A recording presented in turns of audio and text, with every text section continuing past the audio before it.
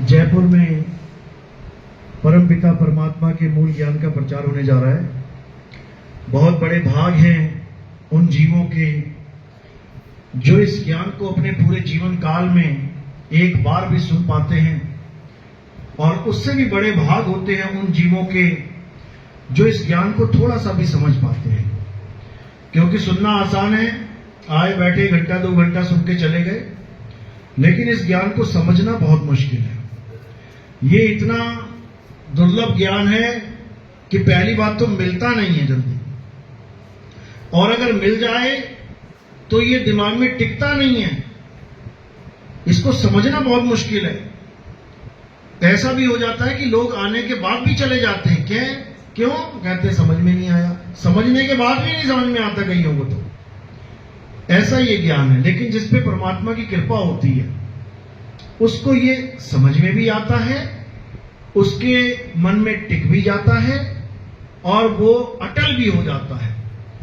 तो आज उसी मूल ज्ञान को अच्छे से समझेंगे, जिसको समझाने के लिए बंदी छोड़ कबीर साहब बार बार इस धरातल पे आते हैं, बार बार अविगत से चल के आते हैं हमें समझाने के लिए। लेकिन हम ऐसे तुच्छ जीव हैं, समझने का नाम ही नहीं लेते।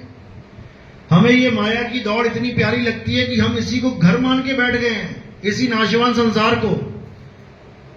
इसको छोड़ने को तैयार नहीं है, और छूटना तो है ही है। चाहे ना छोड़ो, पकड़ के देख लेना कितना पकड़ते हो। पता भी है कि छूट जाएगा एक दिन, फिर भी इसको छोड़ने को तैयार नहीं है कि नहीं, हम तो यहीं रहेंगे, अगला जन्म भी लेंगे, उससे अगला भी लेंगे, उससे अगला भी लेंगे, चाहे नाना प्रकार की योनियों में भ्रमण करना पड़ जाए। लेकिन सबने माइंड सेटअप क्या बना रखा है कि ये परमात्मा की दुनिया है और हमने यहां बार बार आना है। बताओ, ये परमात्मा की दुनिया नहीं है। आज इसी को समझेंगे अच्छे से कि आखिर दुनिया है किसकी, कौन है इस दुनिया का मालिक, जहां पल का भरोसा नहीं है कब किसके साथ क्या हो जाए। तो आज इसी मूल ज्ञान को समझेंगे ताकि इस माया की नगरी से, इस भव सागर से हम सब आजाद हो जाएं। बंधन में हैं यहां पे। तो आज का सत्संग शुरू करने से पहले परमात्मा के नाम पे जयकारा लगाएंगे और फिर सत्संग शुरू करेंगे। बोलिए परमपिता परमात्मा की, सतगुरु बंदी छोड़ कबीर साहेब की, सभी संतों की, सभी भक्तों की, सतगुरु मदनपति साहिब की, दीवान जवाहरपति साहिब की, सतगुरु राम सेवक साहिब की, सतगुरु बराकपति साहिब की, कलीनापुर धाम की, सभी संतों की, सकल हंस को बंदगी, साहेब बंदगी, सतनाम। तो कबीर साहब इस माया के लोक में, इस काल की नगरी में बार बार आते हैं यही समझाने के लिए कि बेटा जिस नगरी में तुम आ गए हो ना, यहां आ तो गए हो लेकिन यहां से निकल नहीं सकते। तुम कितना जोर लगा लो, कितना ही प्रयास कर लो, तुम निकल नहीं पाओगे। तुम्हारा हाल अभिमन्यु जैसा हो गया है। तुम आ तो गए हो, चक्रव्यूह में घुस तो गए हो, लेकिन अब निकल नहीं सकते। क्यों? कारण क्या है? कारण है अज्ञान। तुम्हें निकलने का ज्ञान ही नहीं है कि जाऊं तो जाऊं कहां। कहते भी हैं जीना यहां, मरना यहां, इसके सिवा जाना कहां जाओगे। किसी को भी माया ने याद नहीं रखने दिया कि तुम आए कहां से हो। अभी तुम अपने घर से आए हो, सबको अपना घर याद है, और ये सत्संग खत्म होने के बाद कहां चले जाओगे? अपने अपने घर। लेकिन तुम्हारा दिमाग अगर ऐसा कर दिया जाए कि तुम्हें तुम्हारे घर की याद ही भुला दी जाए, फिर कहां मिलोगे? फिर जयपुर की गलियों में मिलोगे, सड़कों में पागलों की तरह घूमते हुए। पूछो जरा उन पागलों से, कहां से आया है? पता नहीं बाबूजी, कहां से आया हूं, याद ही नहीं है। तो कहां मिलोगे? यहीं मिलोगे चक्कर काटते हुए। ये देखो चक्कर ही काट रहे हैं सारे, इस मृत्यु लोक में चक्कर ही काट रहे हैं। नाना प्रकार की योनियों में कुत्ता, बिल्ली, हाथी, घोड़ा, सुअर बन के चक्कर ही काट रहे हैं। अब बड़े बड़े संतों से अगर पूछोगे कि हम ये क्यों बन रहे हैं, ये कुत्ता, बिल्ली, हाथी, घोड़ा क्यों बने हुए हैं, तो क्या बोलेंगे ये लोग? ये परमात्मा की लीला है। परमात्मा ने ये दुनिया बनाई है। पूछो क्यों बनाई है?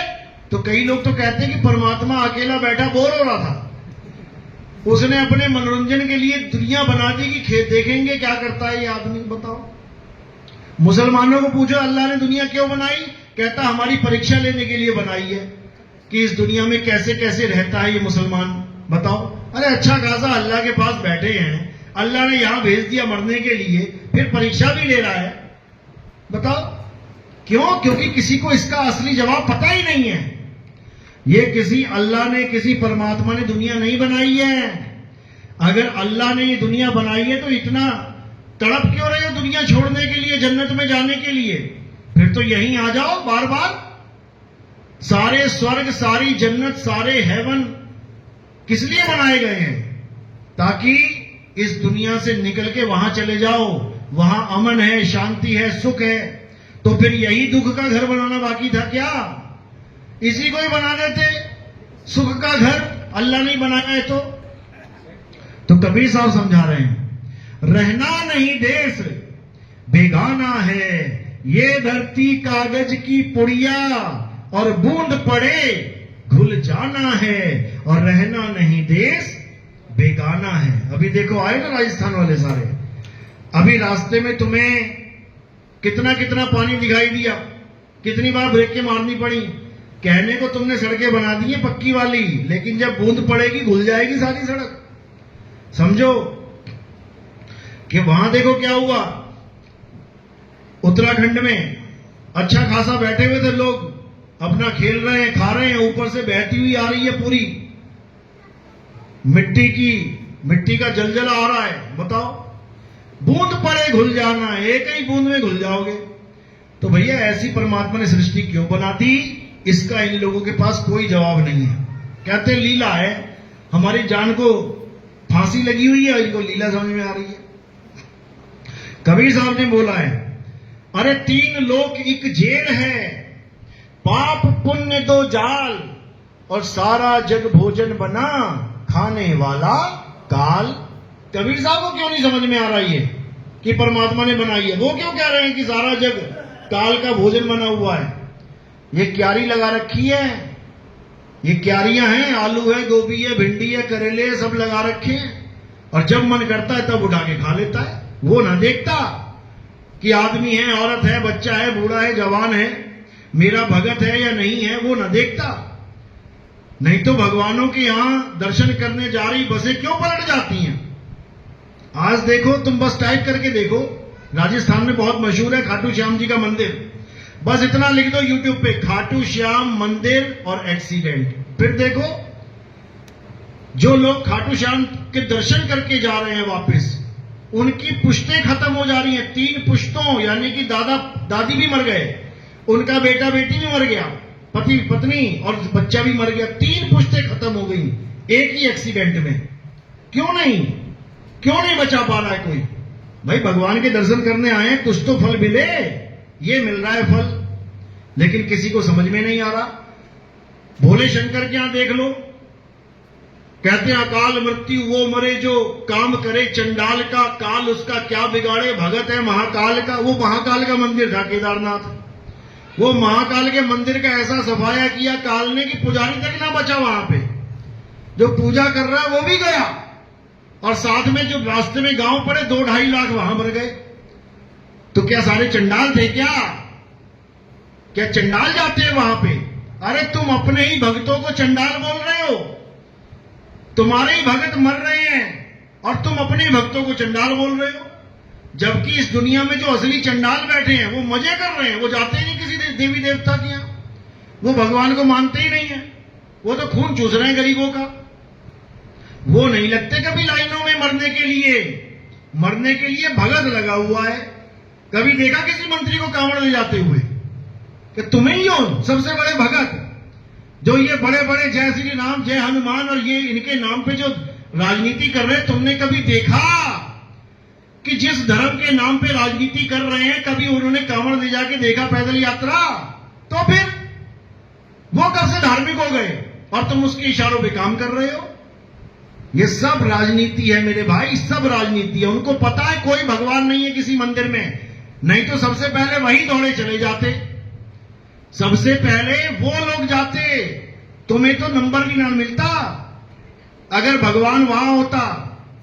समझो, अभी सोने की खान पता लग जाए किसी को कि यहां सोने की खान है, तो तुम्हें पहुंच देगा वहां पे, तुम्हें तो छूने भी नहीं देगा, दर्शन भी नहीं मिलेंगे तुम्हें, उससे पहले पूरा कब्जा कर लेगा। ऐसे ऐसे नेता बैठे हुए हैं, ऐसे ऐसे अमीर जादे बैठे हुए हैं, लेकिन तुम लोग बेवकूफ बने हुए हो, तुम प्यादा हो, केवल मोहरा हो उनके, वो मोहरे से पूरी बाजी जीत जाते हैं। समझो, तो क्या करना है अब? रहना नहीं, देश बेगाना है। पहले तो ये दिमाग से निकाल दो कि ये परमात्मा ने दुनिया बनाई है। जब तक इसको नहीं निकालोगे तब तक तुम यकीन ही नहीं कर पाओगे कि ये एक जेल है। ये जेल है, जेल को जेल की तरह देखो। तुम कैदी हो, सबको फांसी की सजा मिली हुई है। जो सरकार जेल बनाती है उसमें सबको फांसी की सजा नहीं मिलती, उसमें रिहाई भी होती है। किसी को 3 महीने की जेल, किसी को 6 महीने की जेल, किसी को साल 2 साल, किसी को ज्यादा से ज्यादा उम्र कैद की जेल, कोई इक्का दुक्का को फांसी। लेकिन ये जो जेल है, ये इसमें एक की भी रिहाई नहीं है, सबको फांसी लगी पड़ी है, सबने मरना है। कोई आज मरेगा, कोई कल मरेगा, कोई परसों मरेगा, सबने मरना है। ऐसी जेल है ये। और इस जेल को बनाने वाला कौन है? ब्रह्मा विष्णु महेश के पिताजी। क्या नाम है उनका? अलख निरंजन, काल निरंजन। यही है वो जिसमें ये सारा संसार रचा हुआ है। ब्रह्मा विष्णु महेश जी की तो केवल ड्यूटी लगा रखी है कि ब्रह्मा जी तुम बच्चे पैदा करोगे, विष्णु जी तुम बच्चों को पालोगे, शंकर जी तुम बच्चों का संहार करोगे। ये केवल ड्यूटी लगी है उनकी, ये भगवान नहीं है। ये तो खुद आपस में डिस्कशन करते हैं। कई बार देखो यूट्यूब चैनल पे, ब्रह्मा जी से विष्णु जी, विष्णु जी से शंकर जी पूछ रहे हैं कि हम कहां से आ गए, हमें किसने पैदा कर दिया, ये दुनिया का कार्यभार हमारे ऊपर सौंप दिया, आखिर वो कौन है जिसने ये दुनिया बनाई है? उन्हें खुद ना पता दुनिया किसने बनाई, और हम उसे भगवान माने बैठे हैं, परमात्मा माने बैठे हैं। तो ये सब पहले से ही दर्ज है वाणियां। श्रीमद् देवी भागवत में ब्रह्मा विष्णु महेश कैसे पैदा होते हैं ये भी दर्ज है, लेकिन कौन बताए? वो एक एमपी में एक बाबा है, वो डंके की चोट पे बताता है। क्या नाम है उसका? क्या नाम है? शक्ति पुत्र। एक बाबा है शक्ति पुत्र, वो कहता है ये ब्रह्मा विष्णु महेश भगवान नहीं है, ये जो ब्रह्मा विष्णु महेश की पूजा कर रहे हैं ये नादान लोग हैं। ब्रह्मा विष्णु महेश किसने बनाए हैं? जग जननी जगदम्बा ने बनाए हैं। वो डंके की चोट पे कहता है। क्यों कहता है? क्योंकि उसे अलग निरंजन का ज्ञान नहीं है।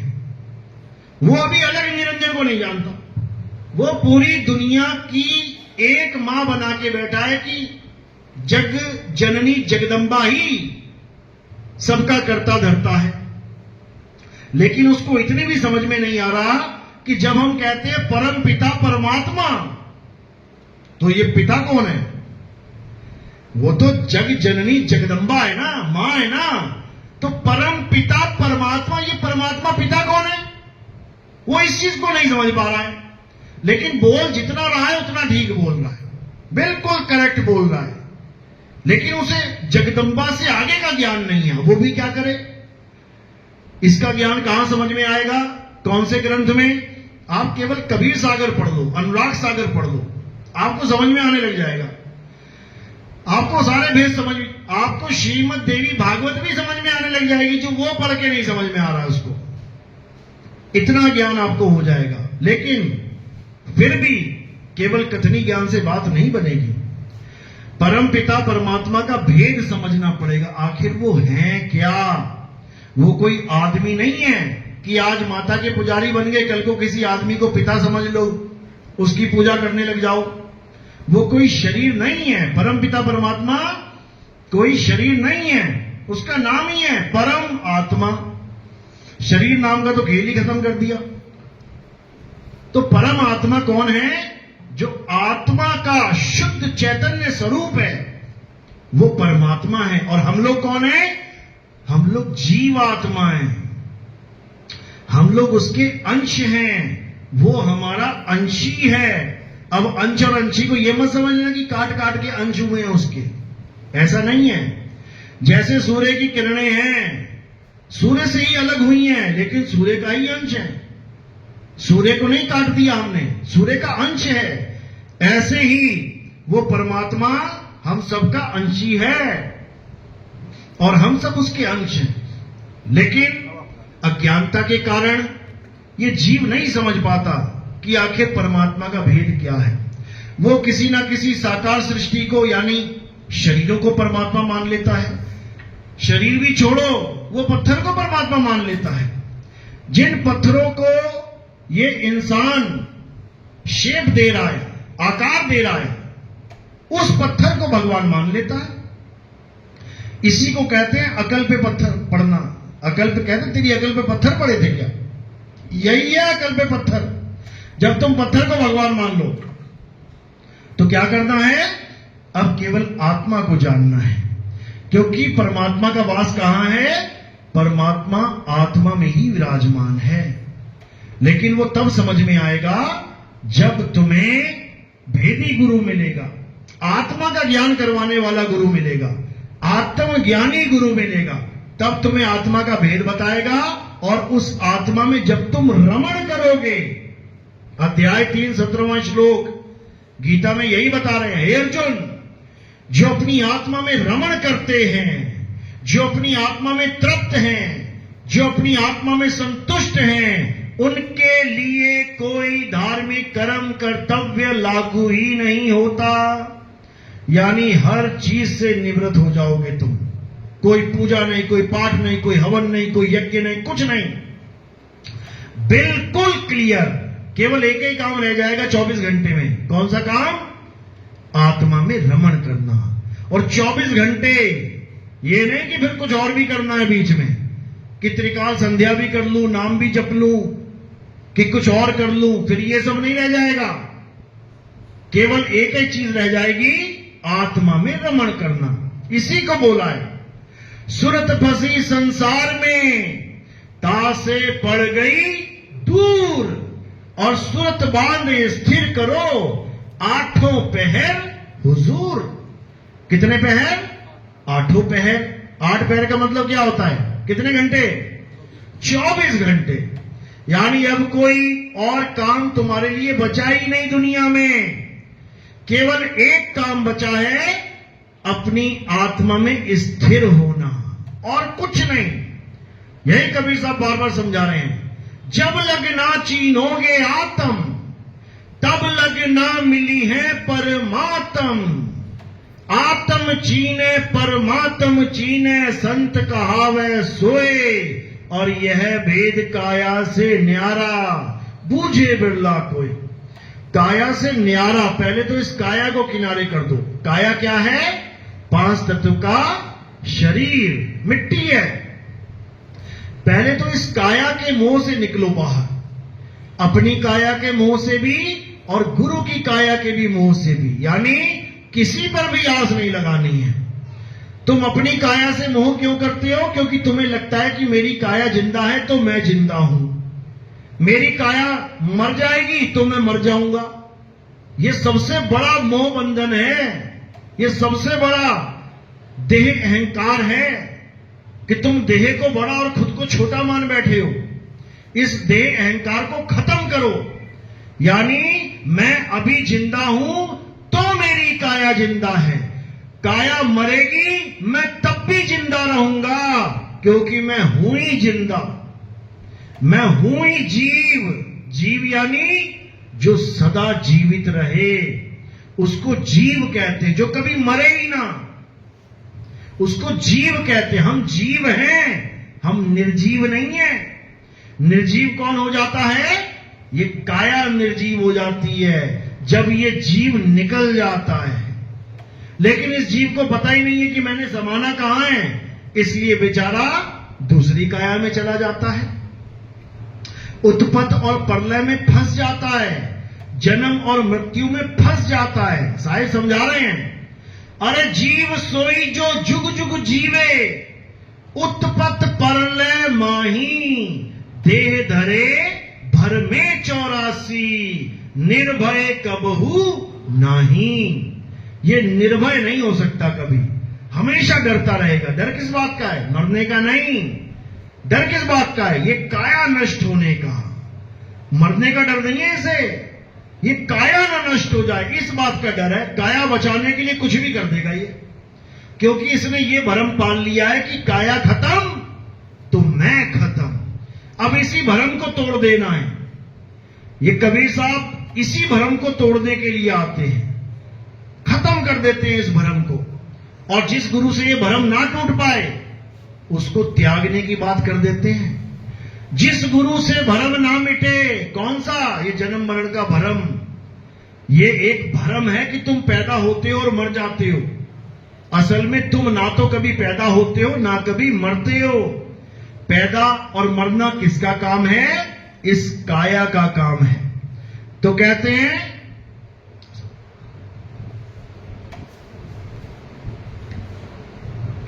जिस गुरु से भरम ना मिटे, भ्रांति जीव की ना जाए, सो गुरु झूठा जान के त्यागत देर ना लगाए।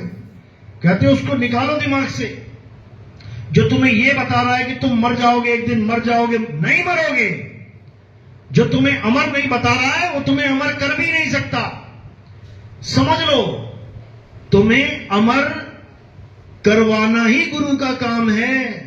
हो तो तुम ऑलरेडी अमर, लेकिन अपने आप को जन्म और मरण में फंसे हुए मान के जन्म और मरण को प्राप्त हो रहे हो। अब तुमने अमर होना है। कबीर साहब यहां पे अमर करने आते हैं दुनिया को। मरना और जन्मना किसका काम है? काया का। और कौन करवा रहा है? यही काल भगवान, यही इसका काल जाल है। पैदा करना मारना, पैदा करना मारना। यही गीता में दिखाया ना, विराट रूप में अर्जुन हाथ जोड़ के बैठा है, सामने विराट रूप खड़ा हो गया। अब जैसे ही उसने बड़े बड़े दांत खोले, अपने मुंह खोला, अर्जुन की हालत खराब हो गई देख के, कांपने लगा, डर के मारे पूछ रहा, महाराज आप कौन हो? ये बड़ी बड़ी आंखों से ज्वालाएं निकल रही हैं, आप चारों तरफ देख रहे हो, दुनिया के सारे लोग उड़ते हुए आपके मुंह में जा रहे हैं और आप उनके सिरों को चूरा बन के चबा रहे हो, चूरा करके। जैसे तुम मूंगफली के दाने मुंह में डालो, क्या करोगे? चूरा कर दोगे, चबा चबा के। तुम ऐसे लोगों की खोपड़ियां चबा रहे हो, इंसान को खा रहे हो तुम। कौन हो तुम? तो वहां ये नहीं बोला मैं परमात्मा हूं, क्या बोला? हे अर्जुन, ये सारी सृष्टि को मैं ही पैदा करता हूं और सारी सृष्टियों का विनाश करने वाला मैं काल हूं। मैं हूं वो काल जिसका नाम तो सब जान रहे हैं, लेकिन स्वरूप नहीं जानते काल का। इसी काल के ही सारे पुजारी हैं। ये जितने वृंदावन में बैठे हुए हैं, ये जितने एस्कॉन मंदिर के पुजारी हैं, ये सब इसी काल भगवान के पुजारी हैं। क्यों? क्योंकि यही काल भगवान अलग अलग रूप धारण करके बैठा हुआ है। जब अर्जुन डर गया देख के कि भाई मुझसे देखा नहीं जा रहा है, मुझे कोई प्यारा सा रूप दिखाओ, तो क्या कर दिया उन्होंने? उसी वक्त चतुर्भुज रूप में आ गए। कहते हैं ये बहुत प्यारा रूप है, इसको देख ले बता। अरे वो भयंकर भी तो तेरा ही है, भयंकर रूप भी तेरा ही है। एक काली सी बीवी हो, उसको तुम मेकअप करके बढ़िया सजा के क्या रख लोगे अपने पास? एक बदसूरत औरत है बिल्कुल, जिसको तुम देख के रिजेक्ट मार दोगे। उसके मां बाप कहें ले बढ़िया पीओपी लगा दिया इसको, अब इससे शादी कर ले, कर लोगे क्या? अरे उसका असली स्वरूप वही है, ये तो मेकअप करके आ गया है। ये अच्छे अच्छे स्वरूप तो हमें लुभाने के लिए बना रखे हैं, असल में यही काल भगवान है। कबीर साहब ने इसी का तो भेद खोला है अनुराग सागर में कि हे धर्मदास, ये काल इतना खतरनाक है, ये किसी को नहीं छोड़ता, किसी को नहीं छोड़ता। ये पापी जीवों को भी नहीं छोड़ता, ये पुण्य कर्मी प्राणियों को भी नहीं छोड़ता, ये अधर्मियों को भी नहीं छोड़ता, और ये धर्म के साथ खड़े लोगों को भी नहीं छोड़ता। देखो अर्जुन क्या कह रहा है?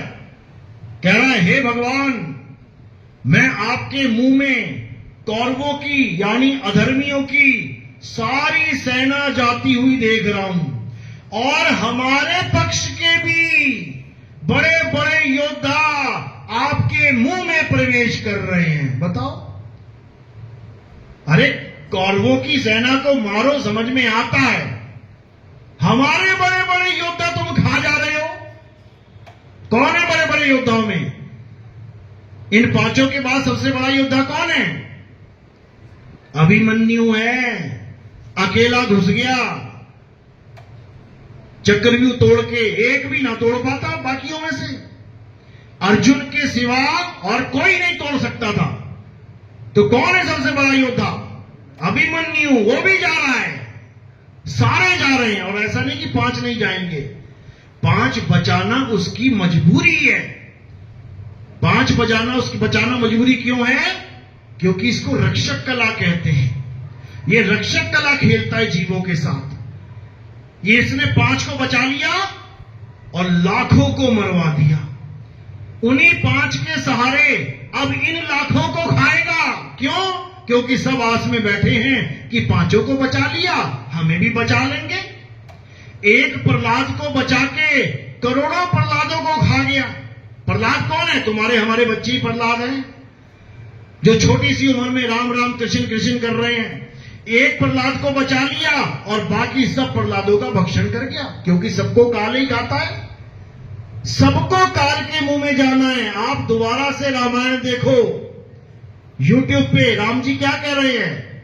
कह रहे हैं ऐसा कोई जीव नहीं है जो काल के मुंह में नहीं जाएगा, यहां तक कि मुझे भी काल के मुंह में जाना पड़ेगा। ये राम जी ने स्वयं बोला रामायण में।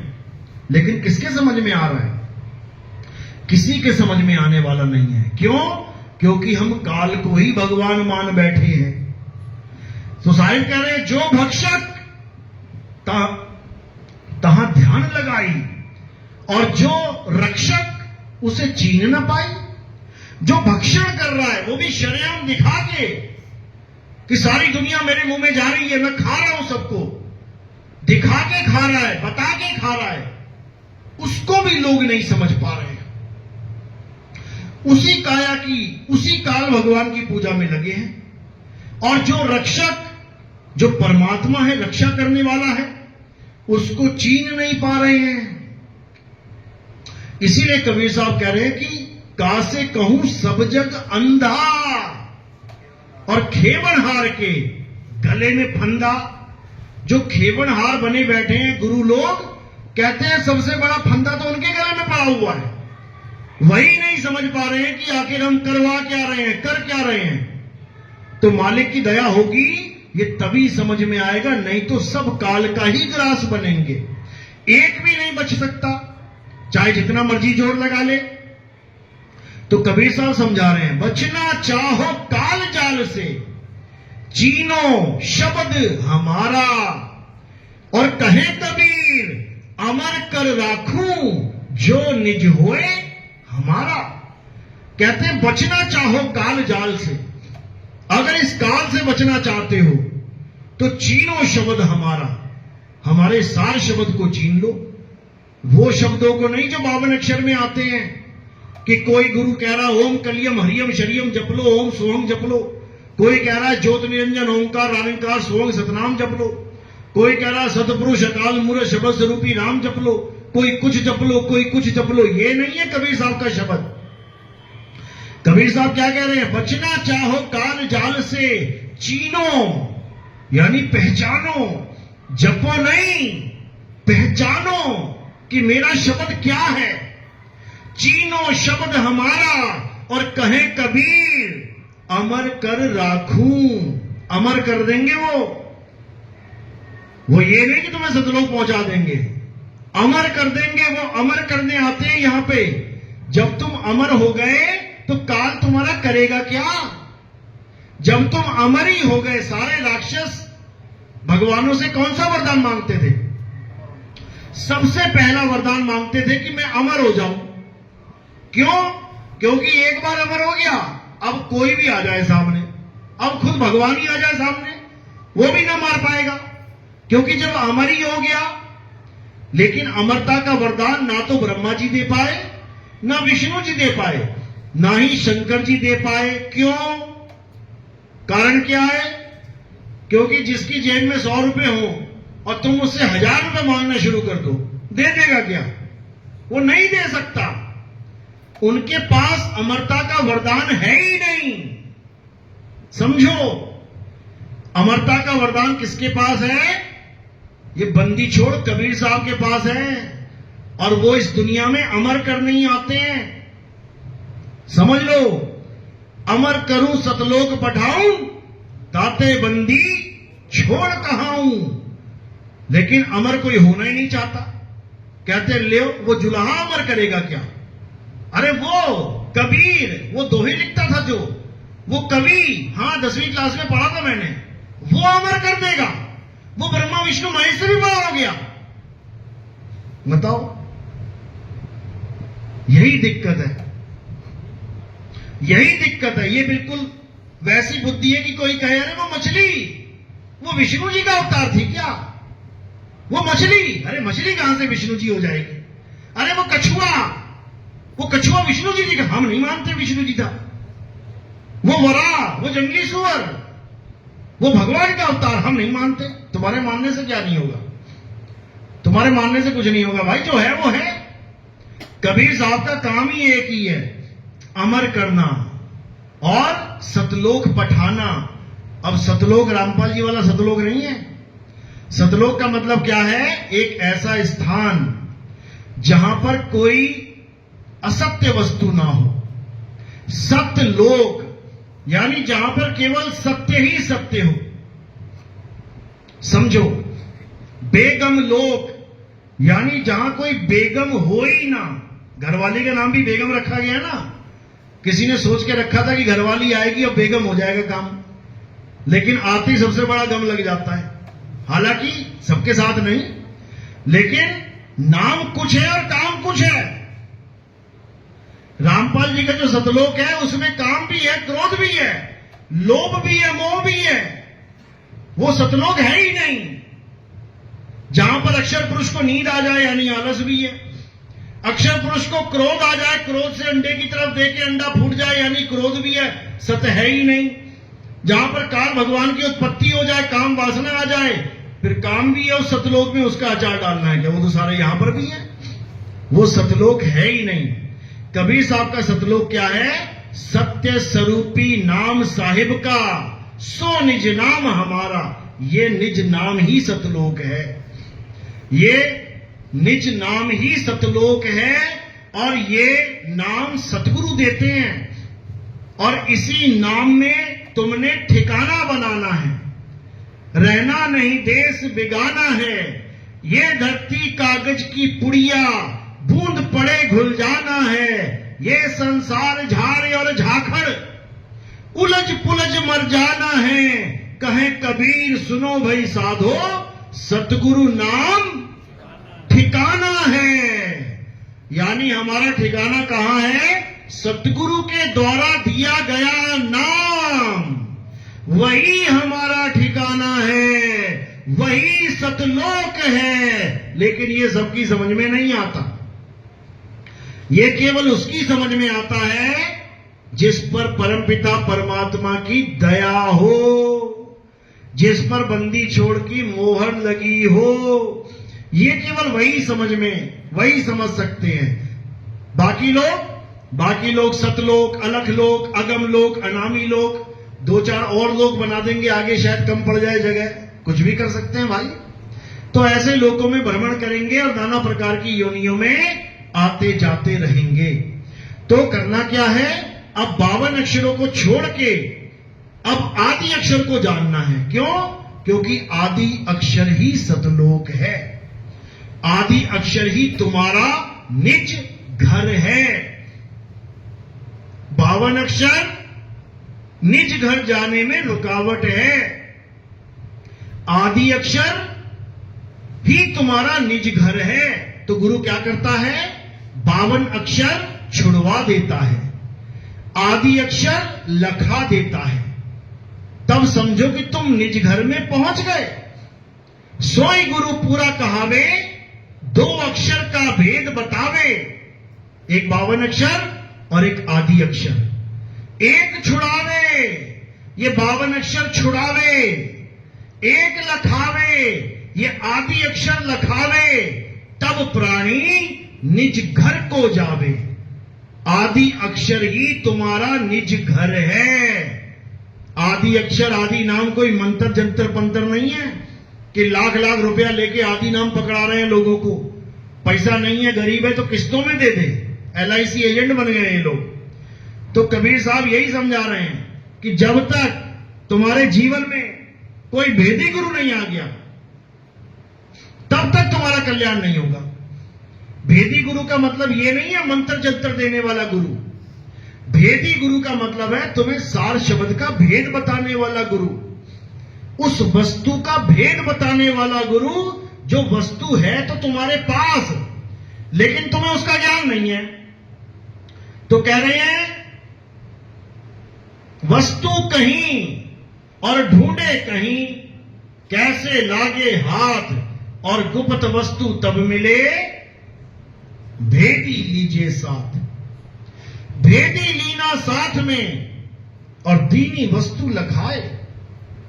कोटि जन्म का पंथ था पल में पहुंचा जाए। कहते हैं वो वस्तु जो तुम्हारे पास है उसका तुम्हें एहसास नहीं हो पा रहा है तुम्हारे पास, उसी की वजह से तुम्हारी काया चल रही है, लेकिन तुम उसको महसूस नहीं कर पा रहे हो। जैसे पंखे में करंट है, पंखे को भी छू के महसूस कर सकते हो कि लोहा है, और करंट को छू के भी महसूस कर सकते हो कि ये लोहा नहीं है, लेकिन इस लोहे को दौड़ाने वाला यही है। इसी प्रकार अपनी काया यानी पंखा, इसको तो छू के महसूस कर सकते हो, लेकिन जो करंट रूपी आत्मा है उसको नहीं छू पा रहे हो, उसका भेद तुम्हें समझ में नहीं आ रहा है। उसी का ज्ञान देने के लिए कबीर साहब इस संसार में आते हैं। आत्मा का ज्ञान समझाने के लिए, आत्मा का अनुभव करवाने के लिए कबीर साहब इस संसार में आते हैं। क्या बोल रहे हैं? जल में मीन प्यासी, मोहे देखत आवे हासी, आत्म ज्ञान बिना नर भटके, कभी काबा कभी काशी। आत्म ज्ञान बिना नर भटके, मंत्र ज्ञान बिना नहीं, जप तप बिना नहीं, सन्यासी बनने के बिना नहीं, किसके बिना? आत्म ज्ञान के बिना। तो इस संसार में केवल एक ही ज्ञान है जिसको आत्म ज्ञान कहते हैं, वही है असली ज्ञान, बाकी सब अज्ञान है, अज्ञान। तो क्या करना है? अब इन 52 अक्षरी नामों को त्यागना है, छोड़ना है, क्योंकि ये 52 अक्षरी नाम देने वाले ही काल के दूत हैं। यही है जो तुम्हें 52 अक्षरों में उलझाते हैं। हम भी 52 अक्षरी नाम देते हैं, लेकिन क्यों देते हैं? उन नामों को भुलाने के लिए जो काल के दूतों ने तुम्हारे दिमाग में फिट कर दिए कि यही नाम है जिससे तुम्हारी मुक्ति होगी, यही नाम है जिससे तुम बचोगे। तो ये जीव इतनी कसके ग्रहण कर लेता है उन नामों को कि सोते जागते उठते बैठते वही नाम चलते रहते हैं उसके। अब फंस गया वो नाम के जाल में। अब उस जाल को कैसे काटेंगे? जैसे लोहे को लोहा काटता है, जैसे जहर को जहर काटता है, जैसे 52 को 52 काटेगा, ऐसे देंगे हम उसको। तो जैसे ही 52 अक्षरी नाम देंगे तो उसके पुराने सारे नाम कटने लग जाएंगे, सारे नामों से वो खाली हो जाएगा, ऐसा सफाया होने लग जाएगा पुराने नामों का कि याद भी नहीं आएंगे कि कौन से नाम थे। ये तब होगा जब पहली बार में 52 अक्षर मिलते हैं। इसलिए बहुत जरूरी है वो, जपने के लिए नहीं, उन जपे हुए नामों को काटने के लिए। तो कह रहे हैं जो नर पड़े 52 के फेरा, सो नर जानो काल के चेरा। जब 52 का टूटे डोरा, सहजे छूटे काल झकोरा। यानी हम जो 52 अक्षरी नाम देंगे 6 महीने बाद छुड़वा देंगे, हटाओ इसको, ये भी 52 अक्षरी नाम है। इसको छुड़ाने के बाद वो आदि नाम का भेद समझाया जाएगा जिसको प्राप्त करके जन्म मरण से मुक्त हो सकते हो। जब 52 का टूटे डोरा, 6 महीने बाद डोरा तोड़वा दिया जाएगा, और नकली गुरु सारी उम्र डोरा नहीं तोड़ेगा। ये बोलेगा अंत समय तक नाम जपते रहना, और दोहा क्या फिट कर देगा, राम नाम रटते रहो जब लग घट में प्राण। बताओ, अरे वाणी क्या कह रही है, कहां इसका संकेत जा रहा है, तुमने क्या समझा दिया। राम नाम रटते रहो जब लग घट में प्राण। अगर तुम वाणी को ऐसे देख रहे हो कि राम नाम तब तक रटते रहो जब तक घट में प्राण है, तो इसमें ना तो ओम बोला, ना कलियम बोला, ना हरियम बोला, ना शरियम बोला, ना कुछ बोला। क्या बोला, राम नाम रटते रहो, फिर राम राम रटो ना।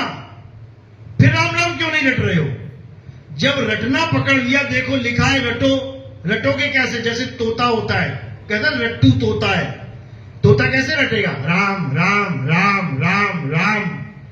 अब रटना तो पकड़ लिया इन लोगों ने कि रटना लिखा है, लेकिन ये नहीं समझ में आ रहा कि क्या रटना है। फिर वहां तो राम लिखा है, तो राम राम रटो। फिर जब वाणी पकड़ रहे हो तो पूरी पकड़ो, आधा अपने हिसाब से समझ लिया और आधा अपना फिट कर दिया। ऐसे नहीं होगा भाई। रटने का मतलब होता है याद करना। जैसे तुम किसी चीज को याद कर रहे हो, यादों में खो गए हो, तो तुम उसको रट रहे हो, दिन रात रट रहे हो। घर वाले कहेंगे हे, किसकी यादों में खोया हुआ है तू, एक ही काम रह गया बस, उसी का नाम रट रहा है दिन रात। यानी उसको याद कर रहा है, रट नहीं रहा है। किसको याद करना है, आत्मदेव को याद करना है 24 घंटे, और कुछ नहीं करना है। गीता यही समझा रही है, जो अपनी आत्मा में रमण करते हैं, रमण तभी करोगे ना जब उसको याद करोगे, और कुछ काम नहीं करना है। लेकिन ये किसी के समझ में नहीं आ रहा। 52 अक्षर छोड़ने को कोई तैयार नहीं है। राधे राधे को बोलो राधे राधे वालों को कि राधे राधे छोड़ दो, कहो लठ लेके तुम्हारे पीछे पड़ जाए। राम राम वालों को कह दो भैया राम राम जपना छोड़ दो, कहो तुम्हारा सिर फाड़ दे वो। अल्लाह अल्लाह वाले को कह दो भैया अल्लाह अल्लाह नाम नहीं जपना है, कहो तुम्हारा सिर कलम कर दे वो। ऐसे ऐसे भी बैठे हैं, क्योंकि ये तथ्य को नहीं जान रहे हैं। तथ्य क्या है, तर्क क्या है, शब्द क्या है, सूरत क्या है, ये नहीं जान रहे हैं। शब्द और सूरत का भेद जब तक नहीं समझ में आया, तब तक रटते ही रहोगे तोते की तरह। और जब शब्द और सूरत का भेद जान जाओगे, तो सारा खेल समझ में आ जाएगा। कह रहे गगन में अगिया लागी बड़ी भारी, कह रहे धरती जल गई, अंबर जल गए सृष्टि सारी। अरे सूरज जल गए, चंदा जल गए, नौलख तारा जारी, गगन में अगिया लागी बड़ी भारी। फिर कह रहे ब्रह्मा जल गए, विष्णु जल गए शिव त्रिपुरारी। अरे राम भी जल गए, लक्ष्मण जल गए, और जल गए किशन मुरारी, गगन में अगिया लागी बड़ी भारी। और कहे कबीर सोई जन बच गए, कौन, कहे कबीर सोई जन बच गए, जिन शब्द में सूरत संभारी, और गगन में अगिया लागी बड़ी भारी। अब कबीर साहब खुले में बता रहे हैं कि कहे कबीर सोई जन बच गए, जिन शब्द में सूरत संभारी। अब बताओ, जिसने शब्द में सूरत को संभाल लिया वो बचेगा। नाम जपने को थोड़ी नहीं बोला। जैसे एक रस्सी पे चलने वाली लड़की डंडा पकड़ के रस्सी के ऊपर चलती है, तो वो क्या कर रही है, वो संभाल रही है किसको, खुद को संभाल रही है, गिरने से बचा रही है। ऐसे ही संभालना है।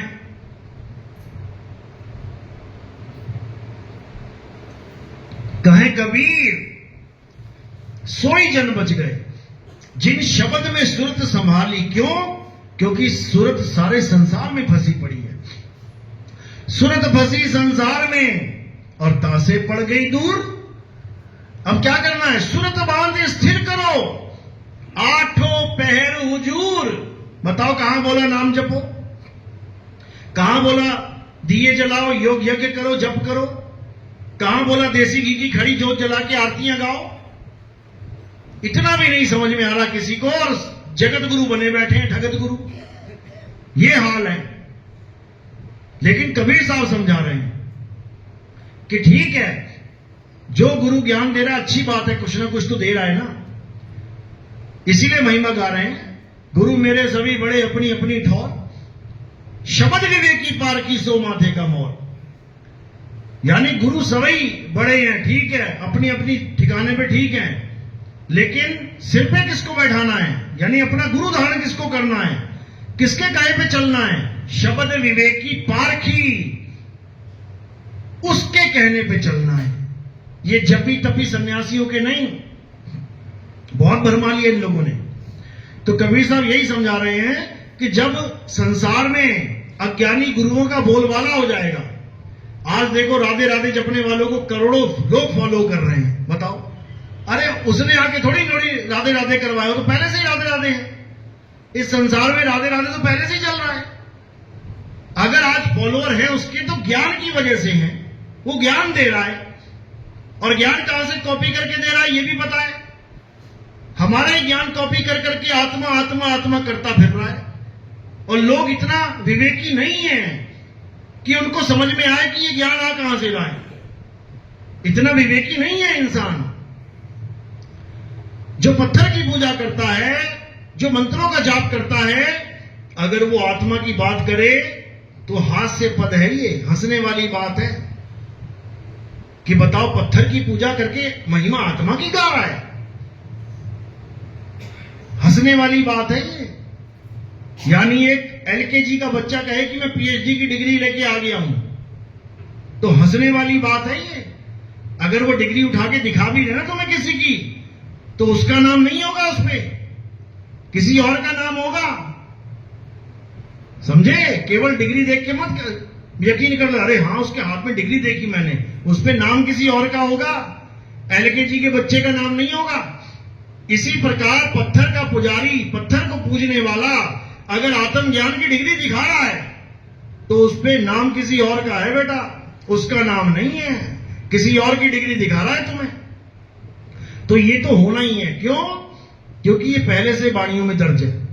मुसलमानों में बोला गया है कि जब आखिरी मैसेंजर आएगा, जो जीवों का कल्याण करने के लिए आएगा, उससे पहले पहले इस दुनिया में लाखों मैसेंजर बैठे होंगे। उसके आने से पहले लाखों करोड़ों गुरु अपना ज्ञान दे रहे होंगे।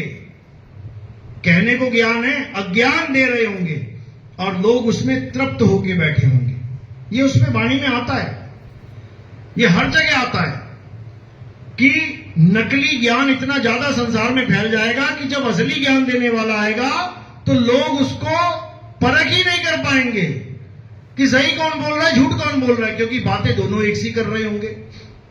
सोना और पीतल एक सा होता है देखने में, नहीं परख कर सकते तुम। परख कौन कर पाएगा? जो पारखी होगा। जो पारखी होगा उसकी पारखी नजर होगी, वो पहचान जाएगा कि अरे ये आत्मा की बात कर रहा है, वो भी आत्मा की बात कर रहा है, लेकिन एक कह रहा है कि मूर्ति पूजा छोड़ दो, और एक कह रहा है मूर्ति पूजा करो, एक कह रहा है नाम जपना छोड़ दो, एक कह रहा है राधे राधे करो। तो भैया इसमें सही कौन है? अब ये परख करोगे तभी समझ में आएगा कि सही कौन बोल रहा है। हालांकि बोल दोनों ही सही रहे हैं, क्योंकि आत्मा की बात तो दोनों एक सी बोल रहे हैं, लेकिन करनी वैसी नहीं है।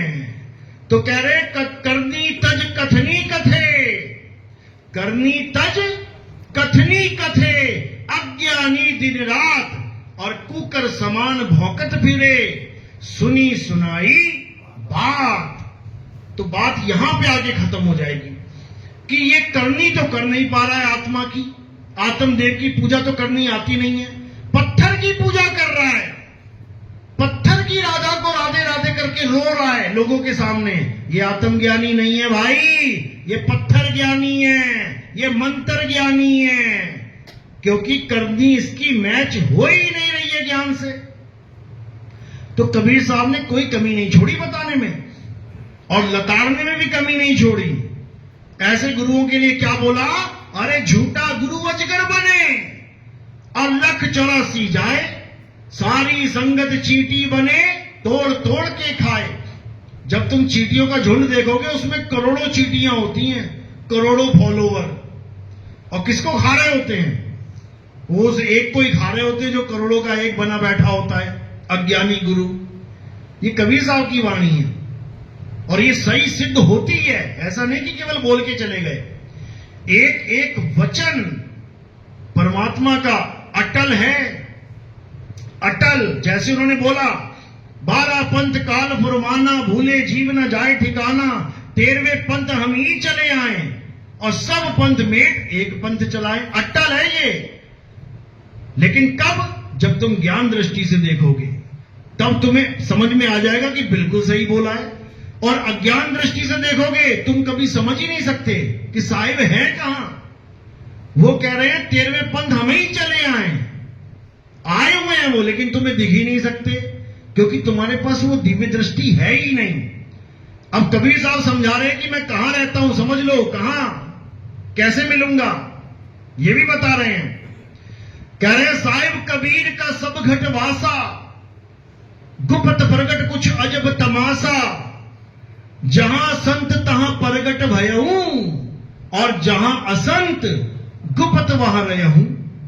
कह रहे हैं मेरी पहचान समझ लो, मैं कहां पे हूं। वैसे तो मैं सबके साथ हूं, मुझको कहां ढूंढे रे बंदे, मैं तो तेरे पास में। वो रावण के भी पास है, वो कंस के भी पास है, वो सबके पास है। नर नारी और कीट पतंगा और सार शब्द सभी के संगा, वो सबके साथ है। लेकिन जहां संत तहां प्रगट भयहूं और जहां असंत गुप्त वहां रहूं। जहां तो कोई संत यानी सच बात बताने वाला संत बैठा है, कहते मैं बैठा हूं वहीं पे, और जहां झूठ बताने वाला संत बैठा है, कहते मैं वहां नहीं हूं, मैं झूठी बात नहीं बोलता हूं। तो वहां पर वो गुप्त रहते हैं, वो नहीं प्रकट रहते। तो यही कबीर साहब ने मदन साहब को बोला था कि मदन तेरे पंथ में भी एक से एक काल के दूत आएंगे और बहुत से जीवों को भरमाएंगे। कह रहे बहुत मदन में पंथ चले हैं, बहुत ज्ञान कथ के समझे हैं, और ताकि बात न मानो एका, सार शब्द में राखो टेका। आज ऐसे ऐसे मदन पंथी भी हैं जो पीपल के पेड़ की पूजा कर रहे हैं। भक्तों ने फोटो खींच के भेजी मेरे पास कि देखो जी ये महंत है और ये पीपल पूज रहा है, जड़ में जाके तेल चढ़ा रहा है वहां पे। बताओ, ऐसा ऐसा ज्ञान देने वाले भी हैं। ऐसे ऐसे भी हैं जो सामग्री लिखवाते हैं, सत्संग में क्या क्या लाना है, साथ में बीड़ी का बंडल भी लिखवा देते हैं कि ये भी लेके आना है, इसके बिना वातावरण शुद्ध नहीं होगा। बताओ, उनसे मैंने पूछा भैया काहे तंबाकू जर्दा खाते हो? कहते शरीर खाता है, आत्मा थोड़ी नहीं खाती है। बताओ, मैंने अब कत्ल कर दे, शरीर को लठ बजेंगे, आत्मा को थोड़ी नहीं बजेंगे। फिर क्यों पीछे हट जाते हो लड़ाई झगड़े से? मार दे किसी को, शरीर ही मार रहा है ना, और शरीर ही मर रहा है, आत्मा थोड़ी नहीं मर रही है। फिर काहे दया और अहिंसा का पाठ पढ़ा रहा है साथ में? तो कहने का मतलब बहुत मदन में पंथ चले हैं और बहुत ज्ञान कथ के समझे ही हैं, बाकी बात न मानो एका, सार शब्द में राखो टेका। ये मदन कबीर वार्ता में आपको मिल जाएगा। तो वहीं कबीर साहब समझा रहे हैं कि हम कहां आएंगे, समझ लो। क्या बता रहे हैं? अरे चौथी गद्दी होई अवतारा, ताका चरित्र विदित संसारा, मेरी बात साच कर मानो, मदन समझ अपने मन मानो, चौथी गद्दी का विस्तारा, डंका बाजी सब संसारा, हम उनके सिर बैठब आई और वासे पार कोई नहीं पाई। आज सारे गुरुओं के मिर्ची क्यों लगी हुई है? इसीलिए लगी है कि नितिन दास ने सारे वेद खोल दिए। अब जो पहले मंत्रों की महिमा गाते थे आज आत्मा आत्मा करते फिर रहे हैं। जो पहले ऑनलाइन नाम दीक्षा मंत्रों की देने की बात करते थे आज सार शब्द से नीचे कोई बोल ही नहीं रहा है। मंडी लग गई सार शब्द की।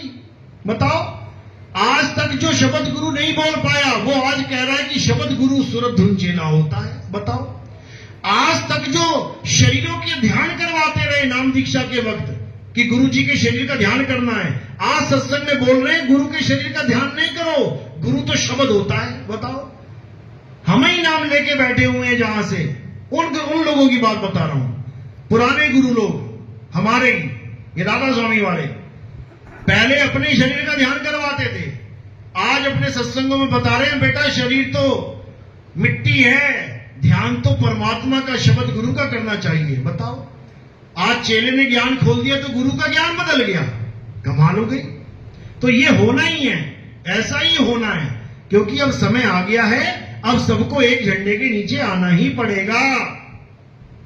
बाबा जय गुरुदेव ने अपने सत्संगों में खुलासा किया था कि एक ऐसा पंथ चलेगा जिसका एक नाम, एक भाषा, एक झंडा होगा। कोई है जय गुरुदेव वाला यहां पे? कोई पुराना भगत है जय गुरुदेव का?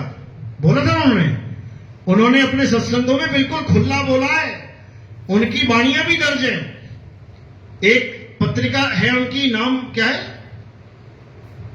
एक पत्रिका चलती है उनकी, हर महीने छपती है, शाकाहारी सदाचारी पत्रिका। उस पत्रिका में आप देखो, ये रामपाल जी महाराज वो कॉलम काट के दिखाता है कि वो पैदा हो गया है, 20 साल का हो गया है, फलाना हो गया, ठिकाना हो गया, ये तो उठा के दिखा देता है। ये नहीं दिखाता जहां लिखा है कि उसका एक नाम होगा, एक झंडा होगा, एक भाषा होगी। अब बताओ एक नाम किसका है? जो बाबा खुद 5 नाम देता था, वो एक नाम की महिमा गा के चला गया। और उसने साफ साफ बोला कि आने वाले समय में जो महात्मा आएंगे, उनको जो आवाज है परमात्मा की, वो ऊपर से आएगी। और इनके भगत कहां की आवाज सुन रहे हैं? वो कान बंद करके अंदर की आवाज सुन रहे हैं। बाबा ऊपर की आवाज बता के चला गया और भगत अभी अंदर की आवाज में उलझे पड़े हैं, अनहद नाद में।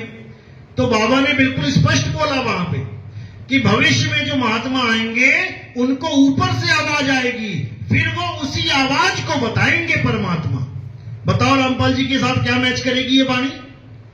अरे मंत्रों को जपता जपता खुद भी जेल चला गया, बाकियों को भी जेल, काल की जेल में ठोका ले जाके। वो क्या जाने ये वाणी क्या बोल रही है? यानी जिस काल के दूत का दाव जहां लग रहा है वो लगा रहा है। लेकिन परमात्मा ने कहा कि हम उसके सिर बैठब आई, वहां से पार कोई नहीं पाई, वो सबका भेद खोल देगा। सबके भेद खुल गए हैं। अब केवल निर्णय करना है जनता को कि क्या सत्य और क्या असत्य है। इसी सत्य असत्य का निर्णय करने को विवेक कहते हैं। यही समझाया गया कि कल की अवतार जब आएंगे तो बुद्धि के घोड़े दौड़ने लग जाएंगे सबके। आज देखो कैसे YouTube का पूरा माहौल बदला हुआ है। आज ऐसे ऐसे लोग ज्ञान चर्चा में आ रहे हैं कि आप देखोगे, हैरान हो जाओगे कि पूरी बात बदल दी अपनी। पहले क्या करते थे, सब बदल के रख दिया। अब हर आदमी तुम्हें आत्मा आत्मा आत्मा करता नजर आएगा। अब सबके बुद्धि के घोड़े दौड़ने लग गए, सबकी विवेक की तलवारें चलने लग गई। लेकिन एक समय ऐसा आएगा, अभी आएगा वो, जब केवल एक झंडा रह जाएगा। ये जितने दिख रहे हैं ना तुम्हें, आत्मज्ञानी आत्मज्ञानी, ये सार शब्द के भेदी, ये सबका सफाया हो जाएगा, सबका। तो उसके लिए साहिब ने क्या वाणी बोली? कबीर आत्मज्ञान का बड़ा नगर में शोर। ये वाणी कब के लिए पता है?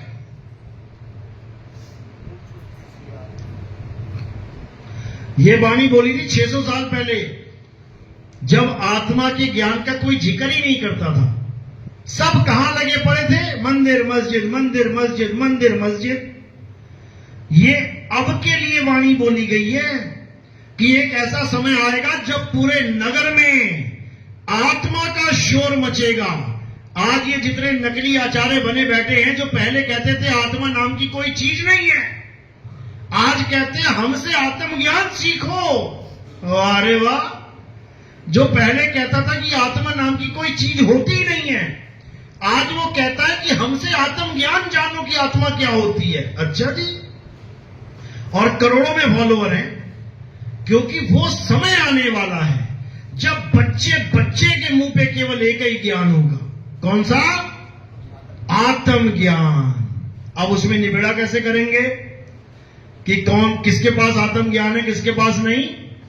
उसका भी इलाज इसी दोहे में है। कबीर आत्मज्ञान का बड़ा नगर में शोर, और पूछो कैसी आत्मा, तो देते दांत निपोर। यही है इसका इलाज। आत्मज्ञानियों का इलाज इसी में दे रखा है।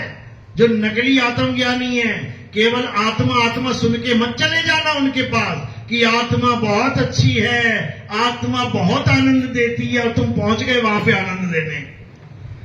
पहला सवाल ये होना चाहिए, पूछो कैसी आत्मा, कि आत्मा बता कैसी होती है, फिर देते दांत की पोर, फिर हंस के निकल जाएंगे किनारे से। क्यों?